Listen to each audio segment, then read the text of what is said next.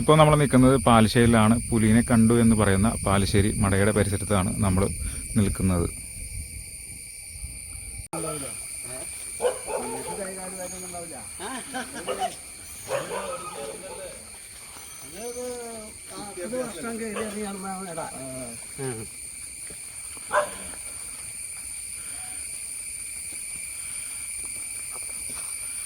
പുലി അന്വേഷിച്ച് പരിശോധനയുമായി ഫോറസ്റ്റ് ഉദ്യോഗസ്ഥർ മടയിലേക്ക് വന്നിരിക്കുകയാണ്.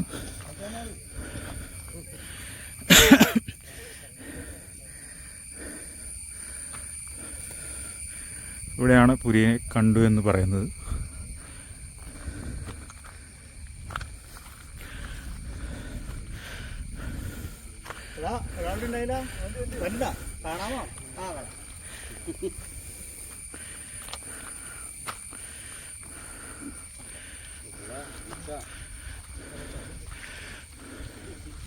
ഇതിൻ്റെ മുകളിലാണ് പുലിയുടെ സാന്നിധ്യം കണ്ടു എന്ന് രേഖപ്പെടുത്തിയിരിക്കുന്നത്. മുകളിലേക്ക് പോവുകയാണ്. പുലി അന്വേഷിച്ച് നമ്മൾ മലയുടെ മുകളിലേക്ക്, അതായത് പാറമടയുടെ മുകളിലേക്ക് പോവുകയാണ്. ഇവിടെയാണ് കിടന്നല്ലേ? ആ, പുലി കിടന്ന സ്ഥലമാണ് നമ്മൾ കാണിക്കാൻ പോകുന്നത്. ഈ ഭാഗങ്ങളാണ് പുലി കിടന്നത്. അതിന്റെ ഭാഗമായിട്ട് കത്തി മറഞ്ഞതാണ്. ഈ കാൽപ്പാടവും അതൊക്കെ കാണുന്നുണ്ട്. ഈ ഭാഗത്താണല്ലോ കിടന്നത്. ഇന്നലെ ഇവിടെയാണ് കിടന്നത്. അവിടെ നിന്ന് അങ്ങോട്ട് തലവെച്ച് കിടന്നിട്ടാണ് അവിടെ നിന്ന് കയറി വന്ന ആളുകളാണ് കണ്ടത്. കാണുന്നതാണ് അവിടെ പാറമട പുലിയുടെ സാന്നിധ്യം കണ്ടെന്ന് പറഞ്ഞത്. ഇതാണ് നമ്മുടെ വാർഡ് മെമ്പർ, ജനപ്രതിനിധി ഇവിടുത്തെ.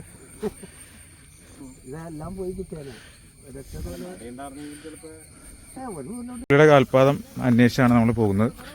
മലയും കുന്നും കയറി മൊത്തം കാടാണ്, ഇഞ്ചിപ്പുല്ലും.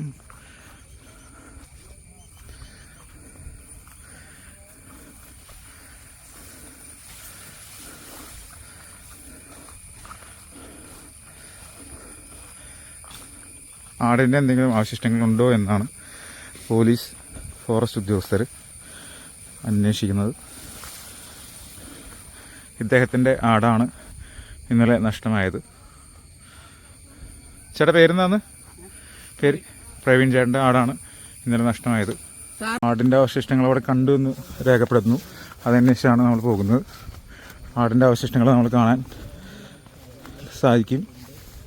ഈ വഴിയിലൂടെയാണ് പുലി ആടിനെ പിടിച്ച് കൊണ്ടുപോയിരിക്കുന്നത്.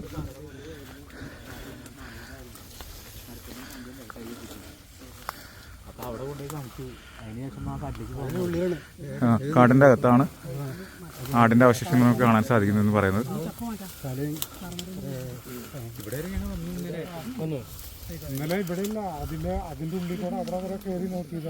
ആടിൻ്റെ അവശിഷ്ടം കണ്ടുകൊടുത്ത് വ്യക്തമായിട്ട് കാണാൻ വേണ്ടി കാട് വെട്ടിത്തെളിപ്പിക്കുകയാണ്.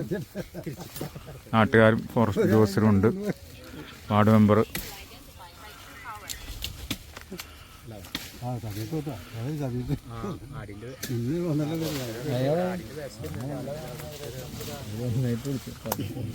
ആടിൻ്റെ വേസ്റ്റ് ഒക്കെ എടുക്കുന്നതാണ്. പുലി കഴിച്ച അവശിഷ്ടങ്ങൾ നമുക്ക് കാണാൻ സാധിക്കും. അതിൻ്റെ അകത്ത് കിടപ്പുണ്ട്. ഈ കാണുന്നതാണ് നമ്മൾ പുലി കഴിച്ച ആടിൻ്റെ അവശിഷ്ടങ്ങൾ.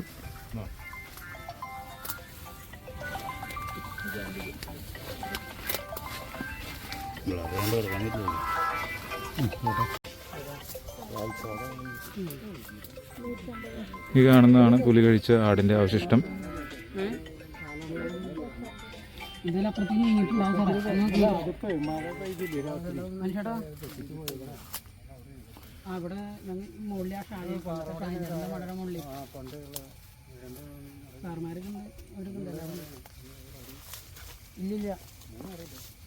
ഈ ഭാഗത്ത് ഇവിടെ പുലി ഇറങ്ങി ആടിനെ പിടിച്ചായിട്ട് അറിയാൻ സാധിച്ചു.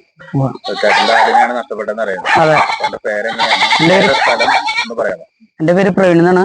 സ്ഥലം കറുകുറ്റി പഞ്ചായത്തിലെ കാരമറ്റം. ഇതിന്റെ പ്ലാന്റേഴ്സ് ക്രഷറിന്റെ പരിസരത്താണ് വെച്ചാണ് പുലി ഇന്നലെ വൈകിട്ട് ഒരു 4 മണിയോട് കൂടിയാണ് പുലി ആടിനെ പിടിച്ചേക്കണേ.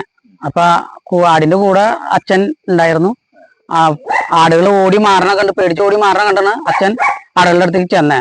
അപ്പൊ ചെന്ന് അത് കഴിഞ്ഞപ്പോ ആളുകൾ എണ്ണി നോക്കിയപ്പോണ് ഒരെണ്ണത്തിനെ കുറവ് കണ്ടു.